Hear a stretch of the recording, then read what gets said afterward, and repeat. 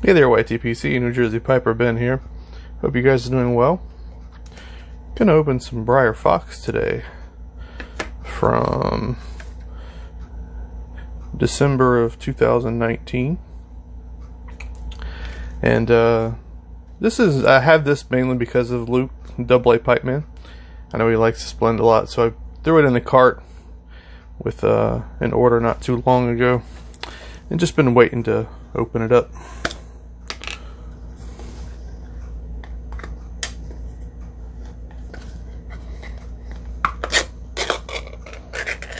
This is supposed to be a crumble cake of Virginia and Burley with no toppings or flavorings.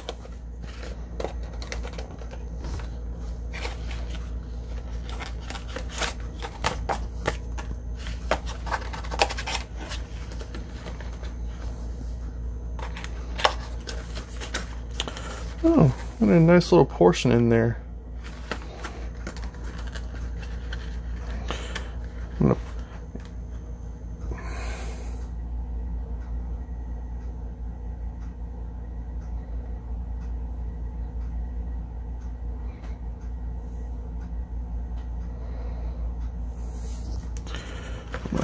Grab this little smaller piece and cut into it just to rub some out. Oh, sorry, my knife is locked.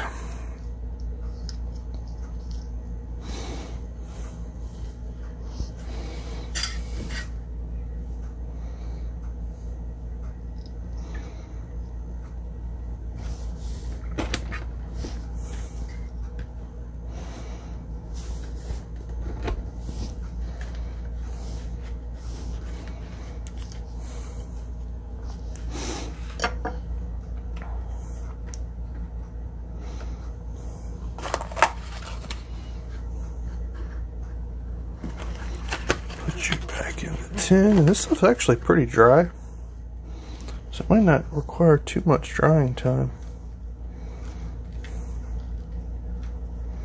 That breaks up nicely.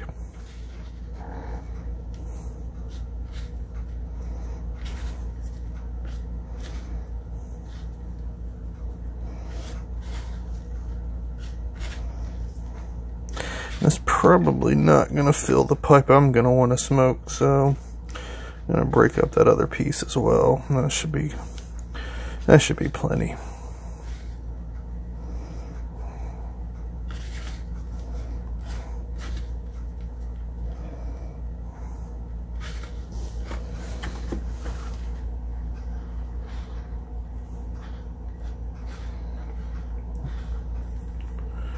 Alright, I'm going to let that dry for a while and be right back with you.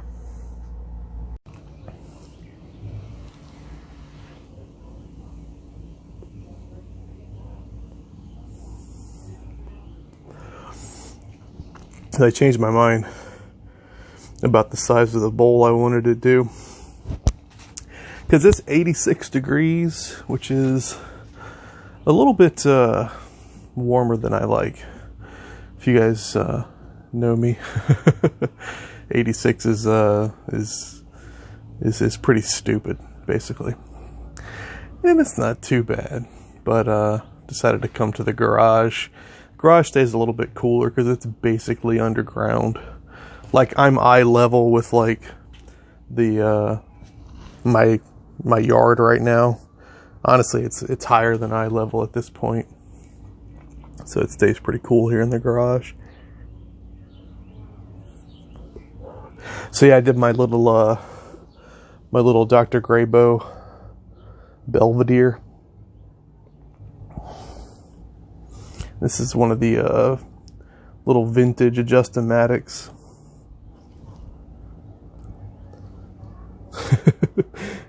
Stop focusing on my face. But it's a nice little pipe. It's a pretty small bowl from what I'm used to. I'd say the chamber diameter is probably maybe 5/8 if I had to guess. I don't think it's even 3/4.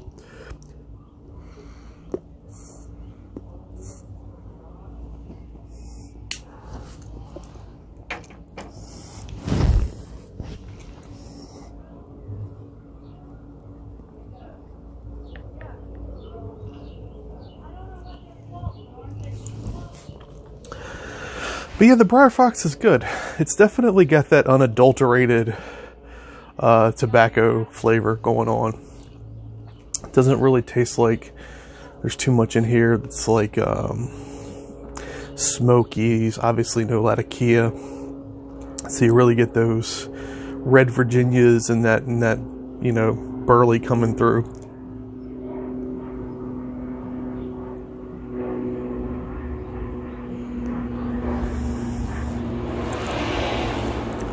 Not getting a lot of sweetness at all.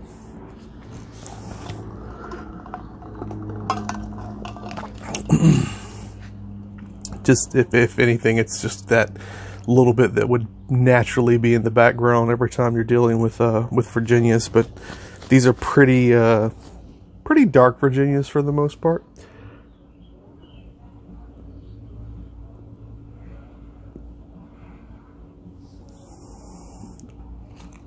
Or light reds, you know. And the burley's got a pretty nice flavor to it as well. I'm not a big burley guy. I kind of transitioned to Virginias pretty quickly. From a preference POV. I'm gonna get that softy bit out of the way. It's honestly too big for this stem, so I'm just gonna get it out of the way. I'm not gonna worry about trying to clench this ever.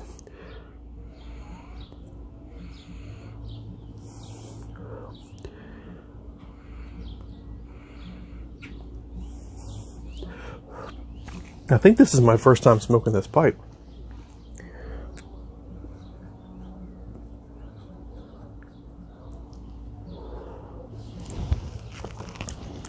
But it's good though. It's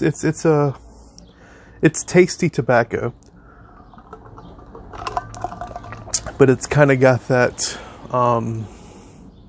again, just unadulterated, no nonsense Virginia burley, crumble cake.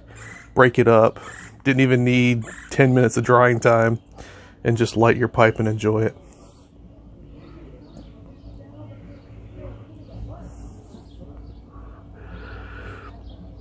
So yeah, pretty simple stuff. Okay, so I'm going to be coming up on 8 minutes here, trying to watch my video time. But I was thinking about I was watching Tony 513's video. He was talking about going to car shows and looking at the old hot rods and stuff like that. And I love cars in general.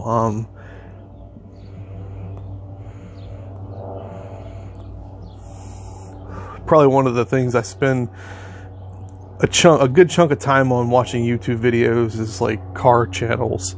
I really love Savage Geese, guy up in near Chicagoland. He does reviews of cars that get into the more technical aspects, and he puts the car on a lift, talks about the fit and finish underneath the car, the quality of the materials and things like that.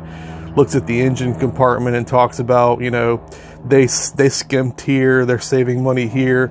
Oh wait, this is a really high quality part. You can tell they cared about this particular piece of it. So stuff like that. And I couldn't fix a car if you put a gun to my head, but I appreciate technical background. And for the same reason, I really love Engineering Explained. I like his videos a lot too. The Straight Pipes, there's two guys in Canada that do fun reviews. And they get a hold of some really cool cars, but yeah, Savage Geese and the Straight Pipes are probably my two favorites so far. But yeah, so Tony 513 got me thinking about cars, and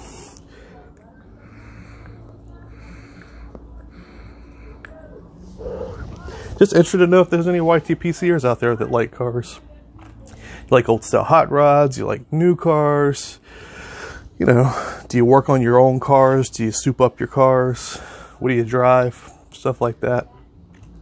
I think it's fairly reasonable to say, like, you have like a someday car, like the car that you really want, that you really think you may be able to actually get someday. And I think that car for me is a Volkswagen Golf R, which is basically like a souped up hatchback. hatchbacks are weird. Like growing up, like my brother had a little Honda Accord hatchback. It was like an 89 Honda Accord hatchback. That car was not cool. But now there are these things called hot hatches, which are like hatchbacks, but they're like fast, or faster than regular cars, I guess. And the practicality of a hatchback is fantastic, which is also why I really like wagons. Station wagons are like cool nowadays. You look at an Audi RS6 Avant. Those are badass. You look at like a Volvo V70 Polestar, like a Mercedes-Benz, what is it, E63 AMG, that crazy fast wagon. It's like a big 4-door station wagon that goes 0 to 60 in like 3.5 seconds. It's just ridiculous. But I love that concept of like something that doesn't look like it should be fast, but it's fast. Sleeper cars, basically. But yeah. But anyway, Golf R. Yeah, that's definitely, it's been my someday car for a long time. And I would want to mod it to a stage 2 tune. They go up to stage 3. Stage 3 is pretty serious.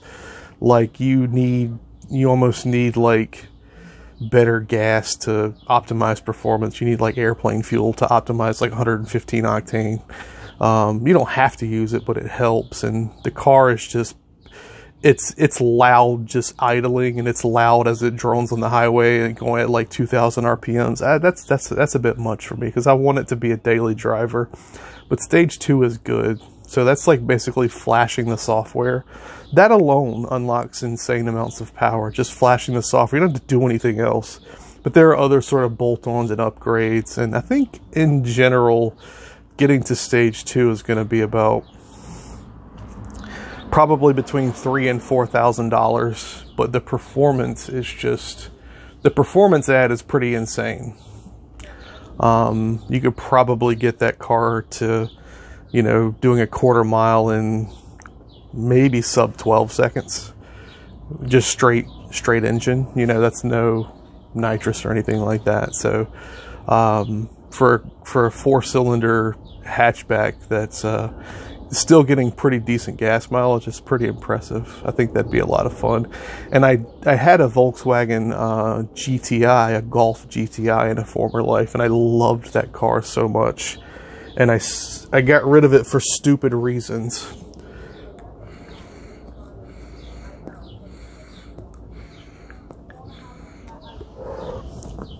And those reasons being, I bought a house when I was living in Missouri, and I was like, I can't, if I have a house, I need something that's going to be able to actually carry stuff around. Like, I need to be able to store more things if I like go to Home Depot and buy something or blah blah blah. I need something bigger because I have a house now, and that was just not really true. I don't know why I talked myself into that, but I got it like a crappy Dodge SUV that I hated, and I hated it until I got rid of it. And I got a now I drive a Mazda 6, and I love the car. It handles amazingly. Like, I've tried to like push that car going around curves and stuff to see if I could actually get it to like approach its limits, and that thing handles amazingly. But it's a pretty slow car. It's just before they put the turbo in it. So, you know, straight line speed, it's like, no. It's adequate. You know, you can merge onto the interstate, but it's nothing. It's not going to soothe that beast in me that wants to drive fast. And I'd probably get in too much trouble anyway, but still. I had it in the shop to get something fixed in the air conditioner that was covered under warranty, and they lent me a 2019 Mazda 6 which had the turbo in it, and that was a seriously needed upgrade for that car. Now that it's kind of quick and still handles really, really well, it's a really nice car now. Man, I like Mazdas. I like their design language.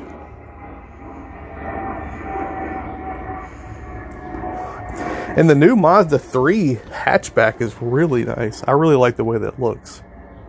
Did a really good job with that car. if they did a Mazda 3 or a Mazda Speed 3, which is like the performance division of Mazda, they just have not been doing recently for some reason. I don't know why.